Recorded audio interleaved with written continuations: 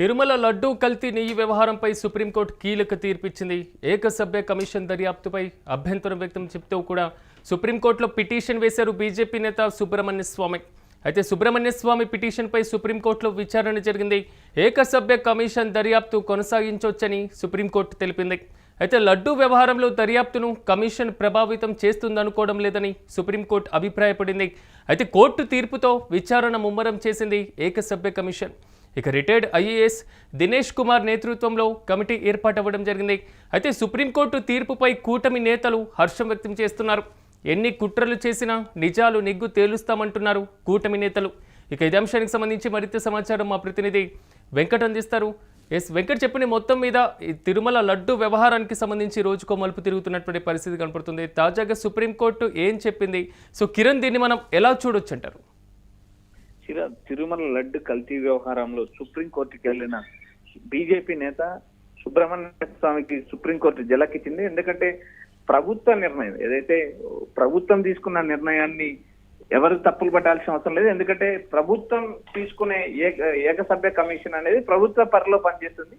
దానికి supreme court SIT ఏదైతే supreme court SIT laddu అంశం పైన ఇప్పటికే విచారణ చేస్తుంది. దానికి సుప్రీంకోర్టు సిట్ కు ఇక్కడ ఏదైతే ఏకసభ్య ఇచ్చిన కమిషన్ ను ప్రభావితం చేస్తుందంటూ మేము అనుకోవడం లేదంటూ సుప్రీంకోర్టు భావించింది. ఆ నేపథ్యంలో భాగంగా ఏదైతే సుబ్రహ్మణ్య స్వామి బీజేపీ నేత సుబ్రహ్మణ్య స్వామి వేసిన పిటిషన్ సుప్రీంకోర్టు కొట్టేసింది. ఇక్కడ ప్రధానంగా ఆంధ్రప్రదేశ్ లో టీడీపీ కూటమి అధికారంలోకి వచ్చిన తర్వాత లడ్డు అంశం తీవ్రంగా చర్చకు వస్తుంది. ఎందుకంటే గత జగన్ ప్రభుత్వంలో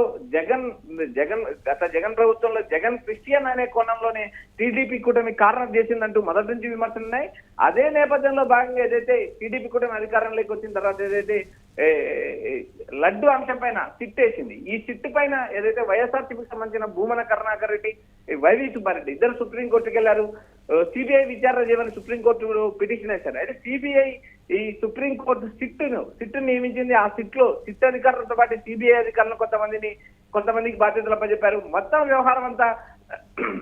వ్యవహారంపై విచారణ జరుగుతున్న నేపథ్యంలో ఏదైతే నెయ్యి కల్తీ అంశంలో కానీ లడ్డు కల్తీ అంశంలో కానీ ఎలాంటి జంతు కళాపరాలు కానీ కలవలేదంటూ సుప్రీంకోర్టుకు సిట్ నివేదిక కూడా ఈ నివేదిక పైన టీడీపీ కూటమి ప్రభుత్వానికి ఒక పెద్ద ఎదురుదెబ్బ తగిలింది అనుకోండి.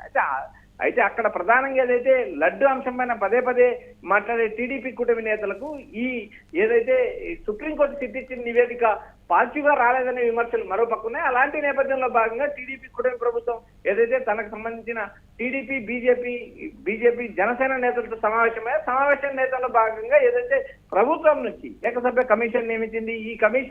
ఈ కమిషన్ పైన సుబ్రహ్మణ్య స్వామి సుప్రీంకోర్టుకి వెళ్లారు. అయితే సుబ్రహ్మణ్య స్వామికి కూడా సుప్రీంకోర్టు క్లారిటీ ఇచ్చింది. ప్రభుత్వానికి సంబంధించిన ఏకసభ్య కమిషన్ నియమించుకోవడంలో ప్రభుత్వానికి స్వేచ్ఛ ఉంది. ఏదైతే ఏకసభ్య కమిషన్ ఇచ్చే నివేదిక కానీ సుప్రీంకోర్టు సిట్ నివేదిక కానీ ఎలాంటి సంబంధం ఉండదంటూ సుప్రీంకోర్టు క్లారిటీ ఇచ్చింది.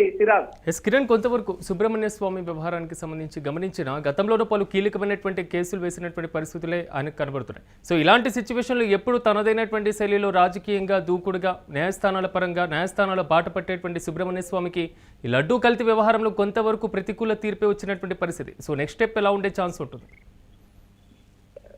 ఇక్కడ ప్రధానంగా కొన్ని కీలక కేసుల్లో సుబ్రహ్మణ్య స్వామి కీలక పాత్ర పోషించారు. ఫర్ ఎగ్జాంపుల్ తమిళనాడు మాజీ ముఖ్యమంత్రి ఆస్తుల వ్యవహారంలో కూడా సుప్రీంకోర్టుకి వెళ్లారు. ఆ కేసులో జయలలిత ఏకంగా పదవిని కోల్పోవాల్సి వచ్చింది. జైలుకి వెళ్లాల్సిన పరిస్థితి ఏర్పడింది. ఏదైతే ఒక అంశాన్ని సుబ్రహ్మణ్య స్వామి బీజేపీ నేతగా ఉంటారు. బీఎస్పీ లాంటి కీలక భాగస్వామ్యాల్లో ఆయన నిర్ణయాలు కూడా కీలకంగా తీసుకుంటారు. ఎందుకంటే ఇక్కడ ప్రధానంగా బీజేపీ నేత అయిన సుబ్రహ్మణ్య స్వామి ఒక అంశాన్ని పట్టుకుంటే అది తేలిగ్గా వదలరనే విమర్శన. అయితే ఇక్కడ ప్రధానంగా ప్రభుత్వ నిర్ణయం ఏదైతే సీఎం చంద్రబాబు నాయుడు బహిరంగంగా లడ్డు అంశం మాట్లాడుతున్నారు, అది కరెక్ట్ కాదు అంటూ ఒకవైపు సుబ్రహ్మణ్య స్వామి వాదనలు వినిపించిన ప్రభుత్వ వ్యవహారము ప్రభుత్వం ఒక కమిషన్ నియమించిన తర్వాత చట్టపరంగా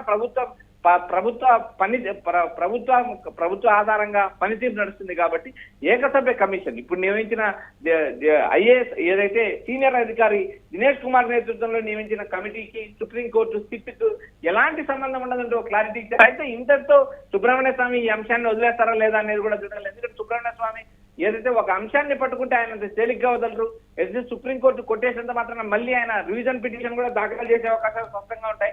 మరోపక్క టీడీపీ నేతలు కానీ కూటమి నేతలు కానీ ఏదైతే లడ్డు అంశాన్ని ఖచ్చితంగా నిగ్గు తెలుస్తామంటూ మరోపక్క ప్రకటించారు. అయితే ఇప్పటికే ప్రధానంగా రాష్ట్ర వ్యాప్తంగా లడ్డుకి సంబంధించిన లడ్డు అంశము, మరోపక్క ఇందాపూర్ డైరీ అంశం, మరోపక్క హెరిటేజ్ అంశం. ఈ ఇందాపూర్ డైరీకి హెరిటేజ్ కి చీకటి ఒప్పందం ఉందంటూ వైఎస్ఆర్సీపీ శాసనమండలి సభ్యులు ఇప్పటికే వరుసగా 5 రోజుల పాటు అసెంబ్లీలో తీర్మానం ఇచ్చారు. అయితే మోషన్ రాజు ఆ తీర్మానాన్ని తిరస్కరిస్తున్నారు. ఎందుకంటే హెరిటేజ్ ఇందాపూర్ నుంచే హెరిటేజ్ కి నెయ్యి సరఫరా అవుతుంది. ఎందుకంటే గతంలో హైదరాబాద్ లో నేడు ఏదైతే బొత్స సత్యనారాయణ కీలక వ్యాఖ్యలు చేశారో, హైదరాబాద్ లో ఏదైతే నెయ్యి 358 రూపాయలు ఇందాపూర్ నెయ్యి దొరుకుతుంది. అదే టీటీడీకి వచ్చేసరికి 630 రూపాయలు ఎలా అయింది?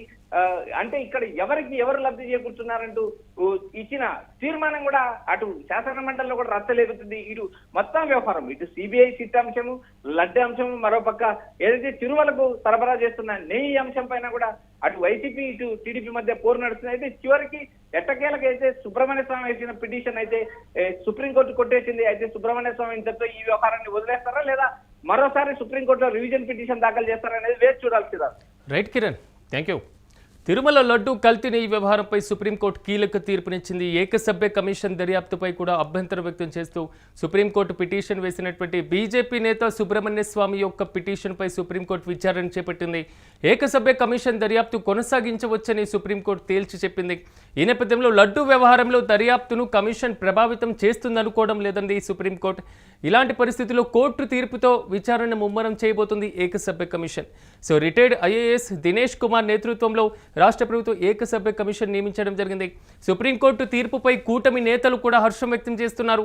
ఎన్ని కుట్రలు చేసినా నిజాలు నిగ్గు తేలుస్తామంటున్నారు కూటమి ప్రభుత్వ నేతలు.